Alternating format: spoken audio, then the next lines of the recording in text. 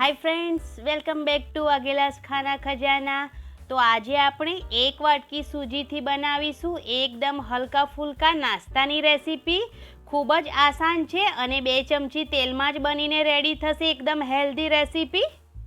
તો અહીંયા મેં એક મિક્સર જાર લઈ લીધું છે અને તેની અંદર એક વાટકી ભરીને આપણે સોજી નાખી દઈશું।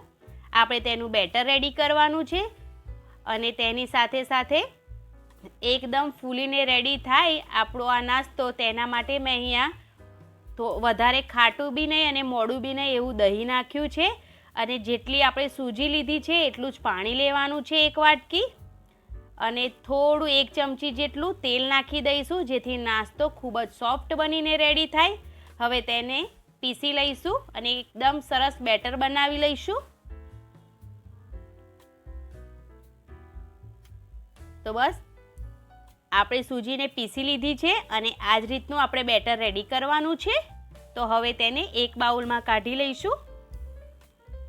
ખૂબ જ જલ્દીથી આ નાસ્તો બનીને રેડી થઈ જાય છે અને બધાને ખૂબ જ ભાવે છે।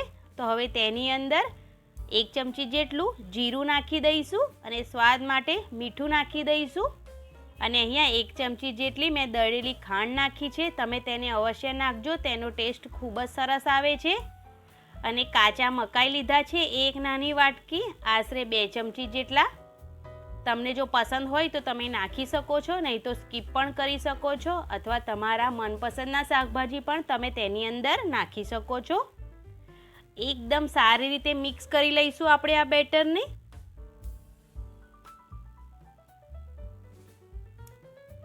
હવે આપણે સ્ટીમરના જે ડીશ આવે તમે એ પણ લઈ શકો છો અથવા તો આવી વાટકીઓ પણ લઈ શકો છો અને તેને તેલથી ગ્રીસ કરી લઈશું આપણે।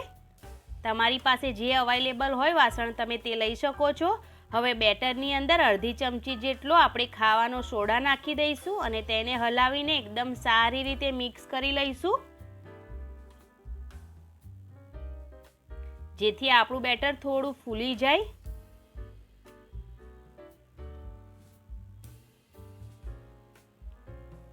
તો બસ આપણે એકદમ સરસ રીતે હલાવી લીધું છે બેટરને। તો હવે જે ગ્રીસ કરેલી વાટકીઓ છે આપણે તેની અંદર બેટર નાખી દઈશું। અડધું નાખીશું કેમ કે પછી આ નાસ્તો આપણે સ્ટીમ કરીશું ત્યારે તે ફૂલશે તો વાટકી અડધી જ ભરવાની છે। તો મેં અહીંયા 2 વાટકી ભરીને તૈયાર કરી લીધું છે આ બેટરને અને એક સાઈડ પર મેં સ્ટીમરને પાણી નાખી ગરમ કરવા પણ મૂકી દીધું છે। તો બસ અહીંયા પાણી પણ ઉકળી ગયું છે તો તેની અંદર બેટર ભરેલી વાટકીને મૂકી દઈશું આપણે। તમે અહીંયા સ્ટીમરની જે ડીશ કે થાળી આવે તેને પણ લઈ શકો છો। હવે તેની ઉપર અહીંયા હું થોડું લાલ મરચું ભભરાવી દઈશું, એકદમ દેખાવે ખૂબ જ સરસ લાગે એટલા માટે। તમને પસંદ ના હોય તો તમે સ્કીપ પણ કરી શકો છો અને તેની ઉપર થોડો ચાટ મસાલો નાખી દઈશું અને હવે તેને 5-7 મિનિટ જેટલું આપણે સ્ટીમ થવા દઈશું। તો જોઈ શકો છો 5-7 મિનિટ થઈ ગઈ છે અને નાસ્તો એકદમ સરસ ફૂલી ગયો છે। તો હવે તેને ચાકુની મદદથી આપણે ચેક કરી લઈશું। તો ચાકુ એકદમ સાફ બહાર આવ્યું છે, મતલબ કે આપણો નાસ્તો અંદરથી પણ એકદમ સારી રીતે શેકાઈ ગયો છે અને સ્ટીમ થઈ ગયો છે। તો તેને હવે આપણે ઠંડો થવા મૂકી દઈશું। ત્યાં સુધી આપણે જે બીજી વાટકી તૈયાર કરી હતી તેને પણ આપણે સ્ટીમ થવા માટે મૂકી દઈશું। તો હવે નાસ્તો ઠંડા થઈ ગયા પછી આપણે તેને ચાકુની મદદથી થોડો સાઈડ પરથી ઉખાડતા જઈશું।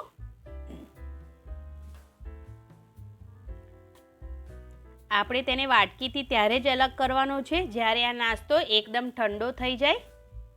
ઠંડો થઈ ગયા પછી આવી રીતે તમે તેને ચાકુની મદદથી ઉખાડશો તો નાસ્તો એકદમ સરસ રીતે વાટકીથી છૂટો પડી જશે।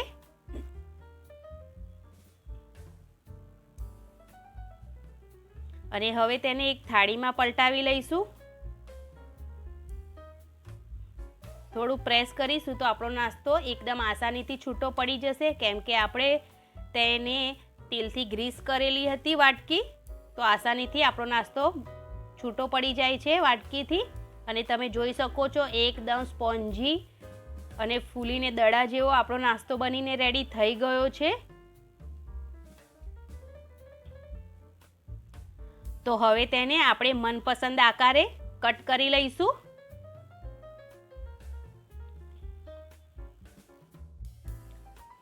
અહીંયા હું પિઝાની શેપ જેવું કટ કરું છું.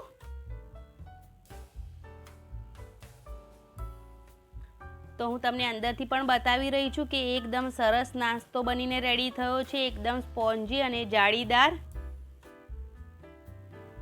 બાળકોથી લઈ મોટા સુધી બધાને ખૂબ જ સરસ લાગશે આ નાસ્તો. તમે જરૂરથી ટ્રાય કરજો. એકદમ જલ્દી બની જાય છે અને એકદમ ઓછા તેલમાં એકદમ હેલ્ધી રેસીપી બને છે.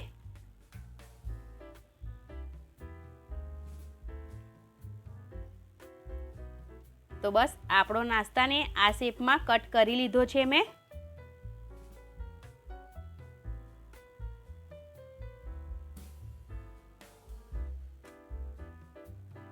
તો હવે તે જ રીતે જે બીજી વાટકીને સ્ટીમ કરવા મૂકી હતી તેને પણ મેં તે રીતે કટ કરી લીધી છે. હવે આ નાસ્તો તૈયાર છે, પણ આપણે તેને થોડું હજુ શેકી લઈશું તેલમાં નાસ્તાને, જેથી એકદમ ક્રિસ્પી નાસ્તો થઈ જાય આપણો. તો તેના માટે મેં ગેસ પર તવાને ગરમ કરવા મૂકી દીધો છે અને તેની અંદર હું 1 ચમચી જેટલું તેલ નાખી દઈશ અને તેલને આખા તવા પર ફેલાવી દઈશું. તેલ ગરમ થઈ જાય એટલે ગેસની ફ્લેમ એકદમ ધીરી કરી દેવાની. એકદમ ધીમી ગેસ પર જ આપણે આ નાસ્તાને થોડો ફ્રાય કરવાનો છે. અને તેની પર આપણે કટ કરેલા નાસ્તાને મૂકી દઈશું, જેટલો આવે એટલો તવા પર. અને 1 થી 2 મિનિટ જેટલું આપણે એક સાઈડ પર તેને ફ્રાય થવા દઈશું, જેથી થોડો ક્રિસ્પી નાસ્તો બની જાય અને ખાવામાં વધારે મજા આવે.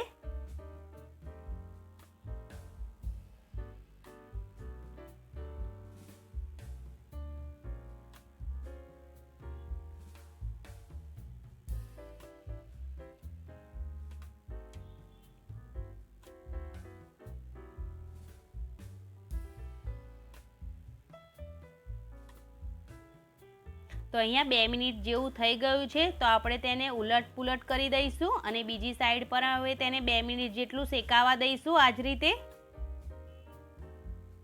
તો એક સાઈડ પર એકદમ સરસ રીતે નાસ્તો ફ્રાય થઈ ગયો છે. હવે બીજી સાઈડે આપણે તેને ફ્રાય થવા દઈશું 2 મિનિટ માટે. તો હવે આપણે બીજી સાઈડ પણ ચેક કરી લઈએ. તો તે પણ એકદમ સરસ ક્રિસ્પી થઈ ગઈ છે અને એકદમ સરસ કલર પણ આવી ગયો છે અને આપણો નાસ્તો એકદમ સારી રીતે ફ્રાય પણ થઈ ગયો છે. તો બસ તેને પલટાવી લઈશું આપણે.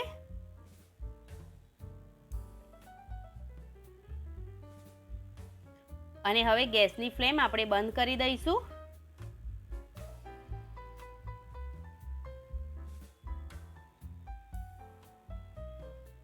તો રેડી છે આપણો નાસ્તો, ફ્રાય પણ થઈ ગયો છે. તો હવે તેને એક ડીશમાં આપણે કાઢી લઈશું. ખૂબ જ સરસ દેખાઈ રહ્યો છે. આપણે થોડું ફ્રાય કર્યું એટલે એકદમ ક્રિસ્પી થઈ ગયો છે. તો મેં અહીંયા બધા જ નાસ્તાને એકદમ સરસ રીતે ફ્રાય કરી લીધો છે.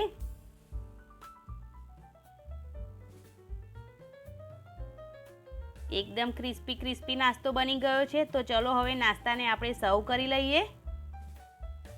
તો બસ મેં નાસ્તાને કેચઅપ સાથે સર્વ કરી દીધો છે. તો તમને મારી આ નાસ્તાની રેસીપી એકદમ હેલ્ધીવાળી કેવી લાગી એ મને કોમેન્ટ કરીને જરૂર જણાવજો. અને પ્લીઝ મારી ચેનલને જરૂરથી સબસ્ક્રાઈબ કરી લેજો, લાઈક જરૂરથી કરજો અને શેર કરવાનું તો ભૂલતા જ નહીં. બેલ આઇકન ઘંટી જરૂરથી દબાવજો મારા આવા નવા વિડીયોની નોટિફિકેશન તમને મળતી રહે તેના માટે.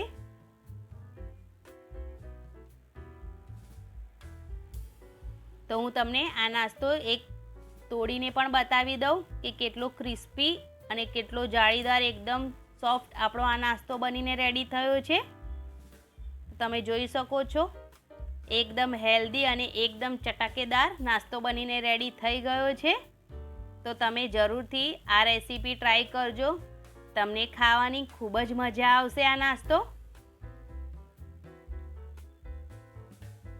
Thank you.